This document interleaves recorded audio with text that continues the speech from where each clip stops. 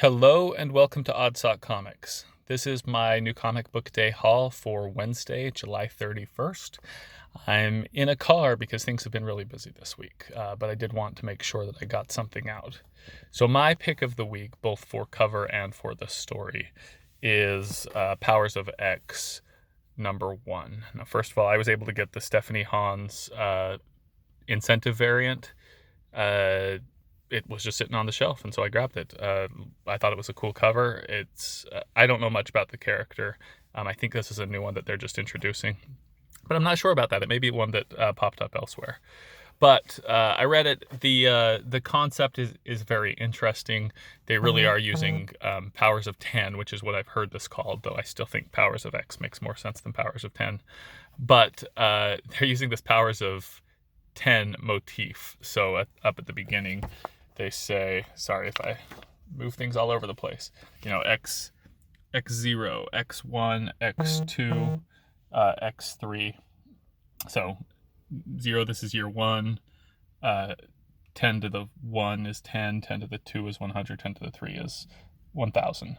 So interesting concept. They kind of carry that through. The one thing that drove me crazy, so I have an engineering background, very heavy in the math, and so if you introduce a mathematical concept like they did there, please be mathematically consistent in your story. And this one right here, X1, the X-Men, year 100, very, very minor detail, but that should be X2.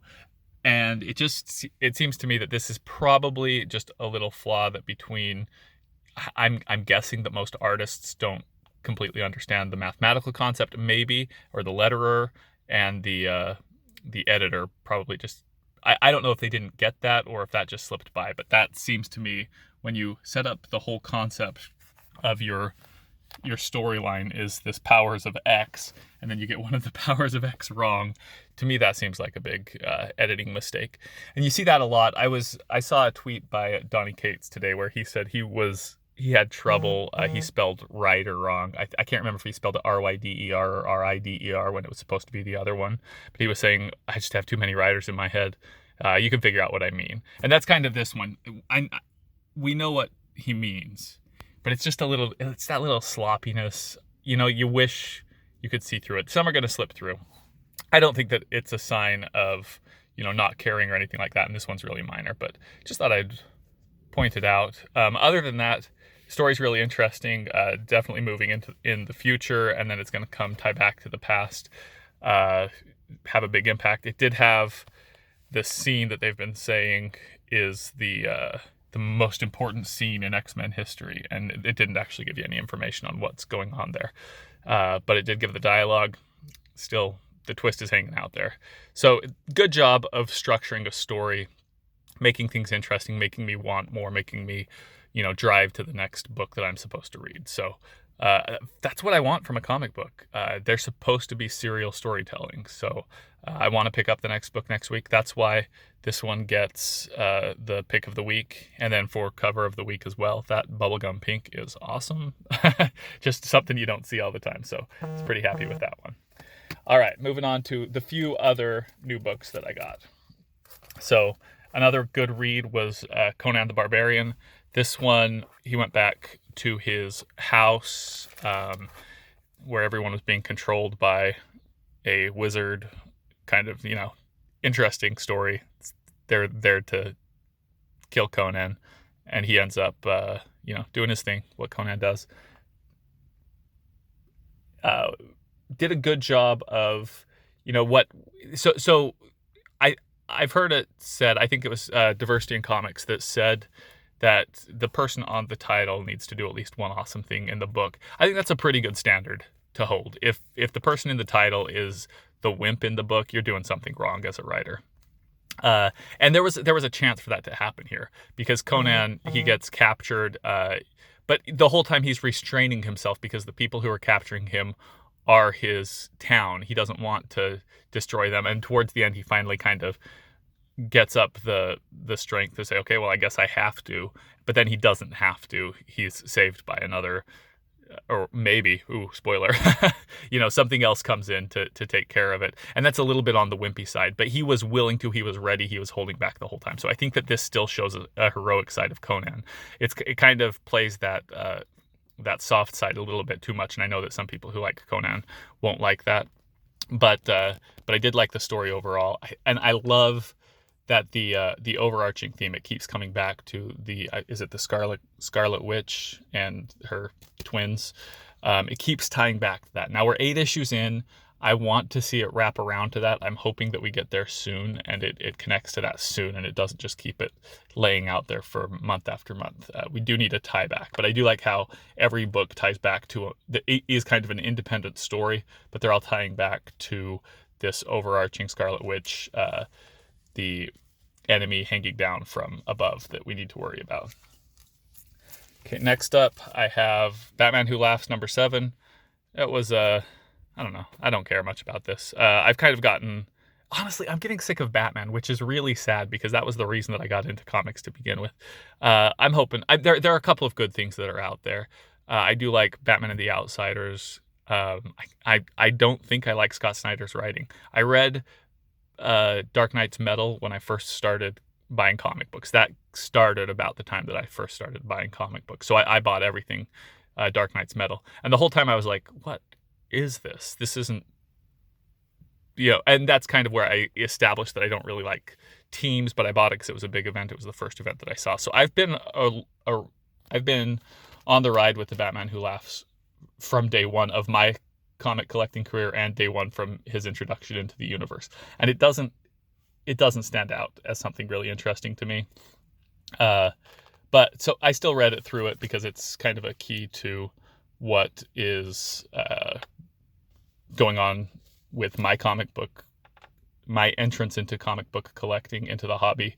So followed it through. I think this is probably the last one. I'm going to avoid most things with him involved now, unless they're in the normal run of Batman. But I hear that the next time that he's up is Batman Superman or Superman Batman, whatever that next title is. I'll be skipping that one. Not a big deal. All right, next up, an independent. I picked up Knights Temporal. Again, this was a good read, and I liked the concept up until the twist at the end. I'm not going to tell you what the twist was, because I do have some respect for spoilers, but the concept is really interesting. It's being dragged through history. I know that there's some interesting stuff going on. Maybe they'll close up the twist that I didn't like with something more interesting, but it's a little bit on the... I don't know. It's one of those twists that's now so predictable that it's like, not really that interesting. And finally, we've got Venom, the annual number 1. This is the variant cover, which is John Tyler Christopher. I can't remember who did this. I don't even know if that's his name. But I did like the art on the variant better than the main cover. Got a monster hunter. I don't know a whole lot about Lady Hellbender. But I was looking back a little bit. Not a big character, not a lot of appearances. Showed up, it looks like, in Totally Awesome Hulk number 1. I think I'm going to go ahead and pick that up and try to figure out who it is, because they're obviously bringing... I mean, you don't present this much information in a story unless there's an intention to bring her into the universe. So I could be wrong, or bring her into more prominence in the stories. I could be wrong, and I'm not buying it for speculation, but if I'm kind of curious, why focus a Venom title on Lady Hellbender? Got to figure that out. But we'll see. So that's it for new comic books. Let me grab a couple of old comic books that I picked up. So first up, back issues. I picked up Journey into Mystery, The Birth of Krakoa. Now this is, Krakoa obviously plays a big role in House of X and Powers of X, the whole story there. So I was trying to get some understanding of what Krakoa is. The first appearance was in Giant X-Men number 1. That book's a little out of my price range right now. So I picked up the book that I could find that had something to do with Krakoa. So I picked this up. It was, it kind of gives an origin story for Krakoa. It's all right. It was a little weird. I think Journey into Mystery is probably a good title for that to fall into.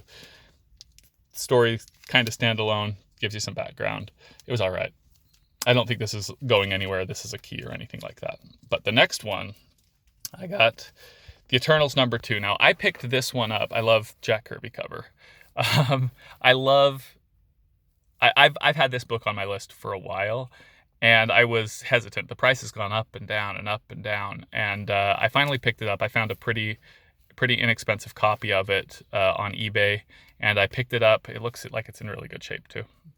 But I had some eBay bucks that I had to spend that were about to run out. So this is the book that I picked up with those. I paid almost nothing out of my pocket for it, and I'm happy with the copy that I got. It looks in really good shape. So this is the first appearance of Ajax, the first appearance of the Celestials, and just a good Eternals book to have. All right, then I have 2 Vampirella covers that I ordered. These were there's special variants, I think 10 and 15 copies, something like that. There were so many variants to Vampirella. But I picked up the Art Germ. This is the sneak peek. Vampirella #2 is going to be the same cover, but in color. Honestly, I like this one. I like this version. I think that the blood red on black and white is a pretty cool mix. And then I got the Adam Hughes cover as well. And the biggest reason that I got these is because the price was right. I'll get an Adam Hughes cover for cover price most of the time. So, nothing too special about them. I like them. They'll go in my kind of miniature. It's not going to be as complete as Art Germ, but I've got a miniature Adam Hughes collection. And then my Art Germ collection will obviously have Vampirella #1, and then I'll go get Vampirella #2 when that comes out. But that's it for this week. Pretty good reading, honestly. I spent, a good hour digging into a bunch of books. Enjoyed all of them. Nothing that I was too frustrated with, like, oh, that's a waste. Like, everything's worth it. There's a couple of books that, I didn't care for the story, but it was good to have everything wrap up. But that's it for this week. Pretty short video. Not a big stack here this week. I am going to be going to a comic book convention this weekend, I believe. Going to be looking out for those last 2 books on my list. Jimmy Olsen 134 and Marvel Spotlight #5, or is it Marvel? I can't remember if it's Marvel Premiere. The first appearance of Ghost Rider. Neither of those have a whole lot of buzz right now, so hopefully I can get a decent price. But that's it. That's what I'm looking for. Let me know if I missed out on anything, if I need to swing by the shop today and pick something up that should be in my collection that is not. And thanks for watching.